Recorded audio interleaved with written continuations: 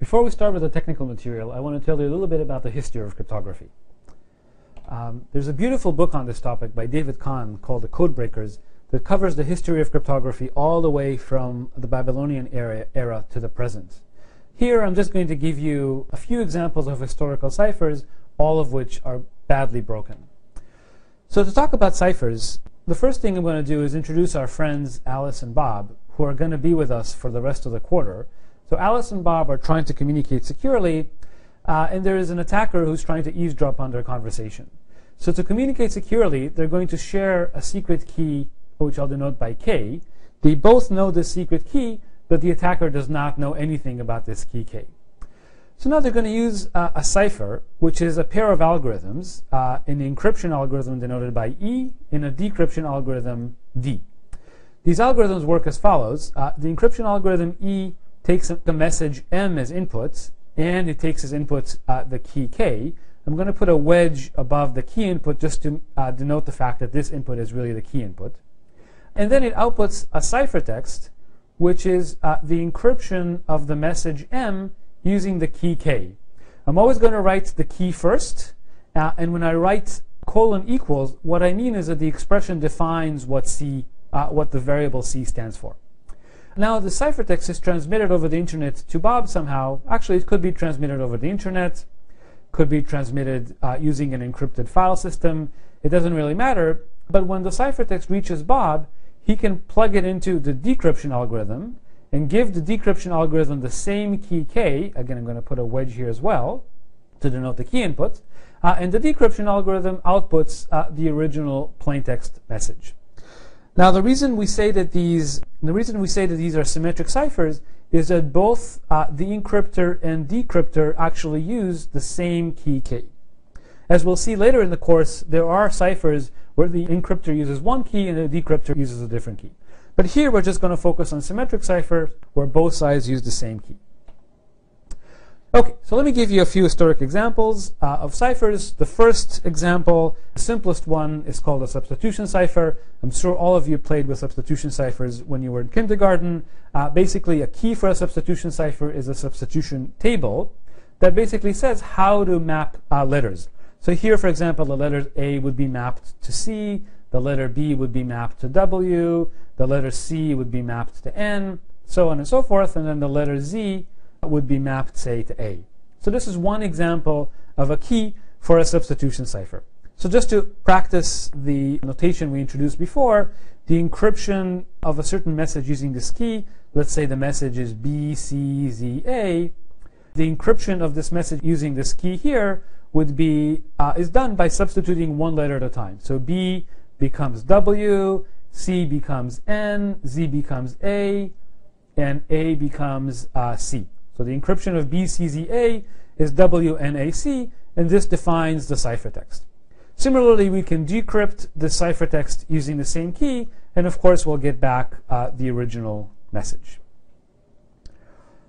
Okay, so just for historical reasons, there's one example of something that's related to the substitution cipher called the Caesar cipher. The Caesar cipher actually is not really a cipher at all, and the reason is that it doesn't have a key. What a Caesar cipher is basically a substitution cipher where the substitution is fixed, namely it's a shift by 3. So A becomes D, B becomes E, C becomes F, and so on and so forth. What is it? Y becomes B, and Z becomes C. It's a fixed substitution that's applied to all plaintext messages. So again, this is not a cipher because there is no key. The key is fixed.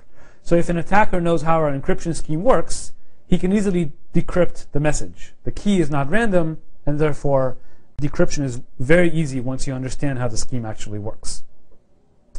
Okay, so now let's go back to the substitution cipher where the keys really are chosen at random. These substitution tables are chosen at random. And let's see how we break this substitution cipher. Turns out to be very easy to break. The first question is, how big is the key space? How many different keys are there, assuming we have 26 letters? So I hope all of you said that the number of keys is 26 factorial because a substitution key is simply a table, a permutation of all 26 letters. The number of permutations of 26 letters is 26 factorial. If you calculate this out, 26 factorial is about 2 to the 88, which means that describing a key in a substitution cipher takes about 88 bits. So each key is represented by about 88 bits. Now, this is a perfectly fine size for a key space. In fact, we're going to be seeing ciphers that are perfectly secure, or that are adequately secure with key spaces that are roughly of this size. However, even though the substitution cipher has a large key space of size 2 to the 88, it's still terribly insecure. So let's see how to break it. And to break it, we're going to be using letter frequencies.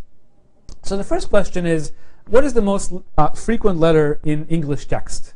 So I imagine all of you know that, in fact, E is the most common letter.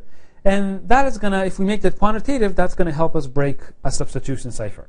So just given the ciphertext, we can already recover the plaintext. So the way we do that is, first of all, using frequencies of English letters. So here's how this works. So you give me an encrypted message using a substitution cipher. All I know is that the message is in English, the plaintext is in English. And I know that the letter E is the most frequent letter in English, and in fact it appears 12.7% of the time in standard English text. So what I'll do is I'll look at the ciphertext you gave me, and I'm going to count how many times every letter appears. Now, the most common letter in the ciphertext is going to be the encryption of the letter E with very high probability. So now I'm able to recover one entry in the key table. Namely, now I know what the letter E maps to.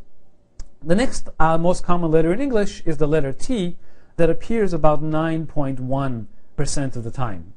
So now again, I count how many times each letter appears in the ciphertext, and the second most frequent letter is very likely to be the encryption of the letter T.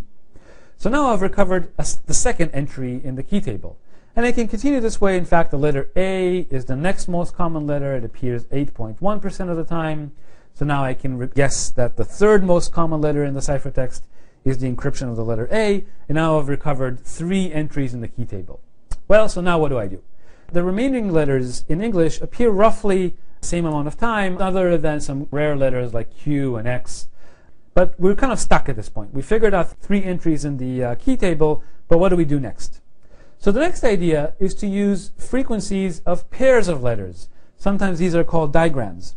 So what I'll do is I'll count how many times each pair of letters appears in the ciphertext. And I know that in English, the most common pairs of letters are things like HE, AN, IN, I guess TH is another common pair of letters. And so I know that the most common pair of letters in the ciphertext is likely to be the encryption of one of these 4 pairs. And so by trial and error, I can sort of figure out more elements in the key table. And again, by more trial and error, this way, by looking at trigrams, I can actually figure out the entire key table. So the bottom line here is that, in fact, this substitution cipher is vulnerable to the worst possible type of attack, namely a ciphertext-only attack. Just given the ciphertext, the attacker can recover the decryption key and therefore recover the original plaintext. So there's really no point in encrypting anything using a substitution cipher because the attacker can easily decrypt it all. You might as well send your plaintext completely in the clear. So now we're going to fast forward to the Renaissance, and I guess we're moving from the Roman era to the Renaissance, and look at a cipher designed by a fellow named Vigenère who lived in the 16th century. He designed a couple of ciphers. Here I'm going to show you a variant of one of his ciphers. This is called a Vigenère cipher.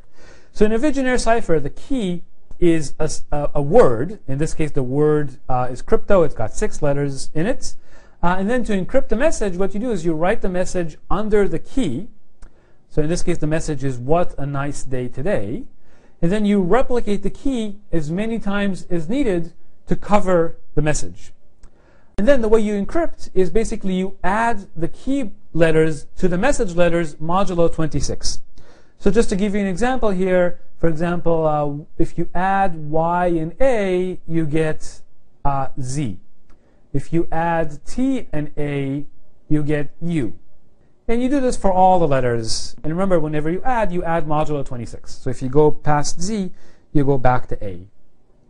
So that's the Vigenère cipher. And in fact, decryption is just as easy as encryption Basically, the way you would decrypt is, again, you would write the ciphertext under the key, you would replicate the key, and then you would subtract the key from the ciphertext to get the original plaintext message. So breaking a Vigenère cipher is actually quite easy. Let me show you how you do it. The first thing we need to do is we need to assume that we know the length of the key. So let's just assume we know that. In this case, the length of the key is 6. And then what we do is we break the ciphertext into groups of 6 letters each. Okay, so we're going to get a bunch of groups like this. Each one contains 6 letters. And then we're going to look at the first letter in each group. Okay, so in this case, yes, we're looking at the first letter every 6 characters. Now, what do we know about these 6 letters? We know that, in fact, they're all encrypted using the same letter in the ciphertext. All of these are encrypted using the letter C. In other words, ZLW is a shift by 3 of the plaintext letters.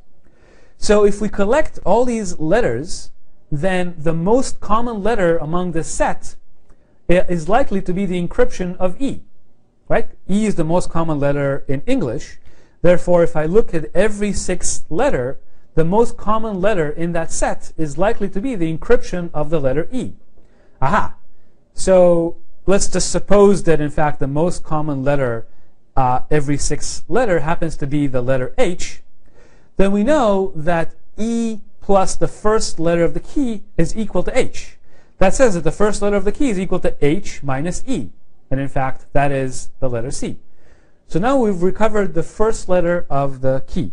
And now we can continue doing this with the second letter. So we look at the second letter in every group of 6 characters.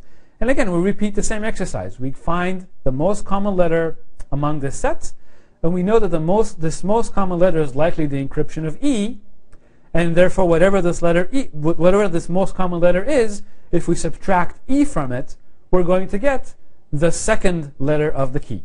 And so on and so forth with the third letter every 6 characters. And this way we recover the entire key, and that allows us to decrypt the message.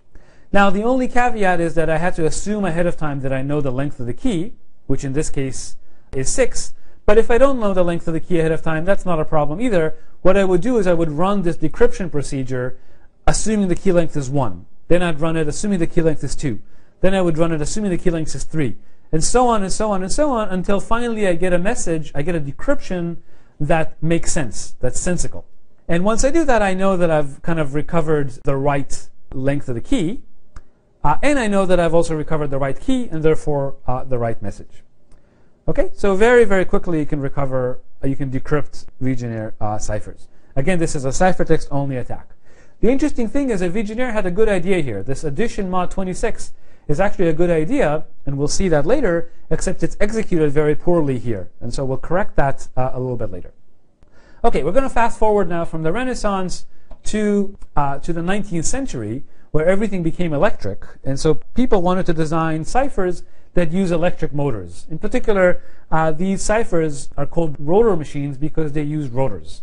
So an early example is called a Hebern machine, which uses a single rotor. Here you have a picture of this machine. The motor, I guess the rotor is over here, and the secret key is captured by this disk here. It's embedded inside of this disk, which rotates by 1 notch every time you press a key on the typewriter. Okay, so every time you hit a key, the disk rotates by 1 notch. Now, what does this key do? Well, the key actually encodes a substitution table. So, and therefore the disk actually is the secret key. And as I said, this disk encodes a substitution table. In this case, if you happen to press C as the first letter, output would be the letter T. And then the disk would rotate by 1 notch. After rotating by 1 notch, the new substitution table becomes the one shown here. You see that E basically moves up, and then the remaining letters move down. So imagine this is basically a 2-dimensional rendering of the disk rotating by 1 notch. Then you press the next letter, and the disk rotates again. You notice again N moved up, and the remaining letters moved down. So in particular, if we hit the letter C 3 times, the first time the output would be T. The second time the output would be S, and the third time the output would be K. So this is how this single rotor machine works.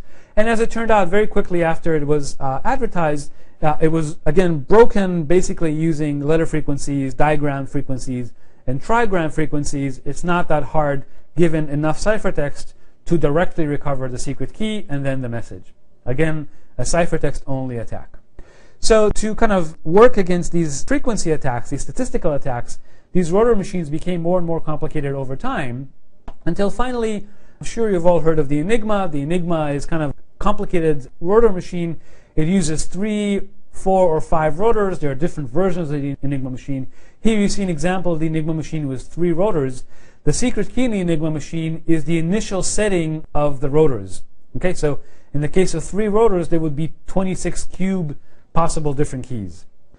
When you type on the typewriter, basically these rotors here rotate at different rates. Oh, I forgot to say this is a diagram of an Enigma machine using 4 rotors.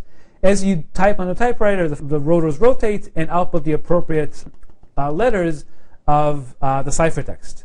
So in this case, the number of keys is 26 to the 4th, which is 2 to the 18, which is actually relatively a small key space.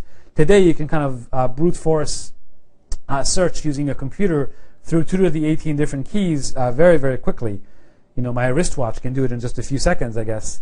And so this Enigma machine was using relatively small key spaces, but I'm sure you've all heard that the British cryptographers at Bletchley Park were able to mount ciphertext-only attacks on the Enigma machine. They were able to decrypt German ciphers back in World War II, and that played an important role in many different battles during the war. After the war, I guess that was the end kind of the mechanical age, and started the digital age where folks were using computers. And as the world kind of migrated to using computers, the government realized that it's buying a lot of digital equipment from industry. And so it wanted industry to use a good cipher so that when it buys equipment from industry, it would be getting equipment with a decent cipher. And so the government put out this request for proposal for a data encryption standard, a federal data encryption standard. And we're going to talk about this effort in more detail later on in the course. But in 1974, a group at IBM put together a cipher that became known as DES, the Data Encryption Standard, which became a federal standard for encrypting data. The key space for DES is 2 to the 56, which is relatively small these days, but was large enough back in 1974. And another interesting thing about DES is rather than, unlike rotor machines, which encrypt 1 character at a time, the data encryption standard encrypts 64 bits at a time, namely 8 characters at a time. And we'll see the significance of this later on in the course.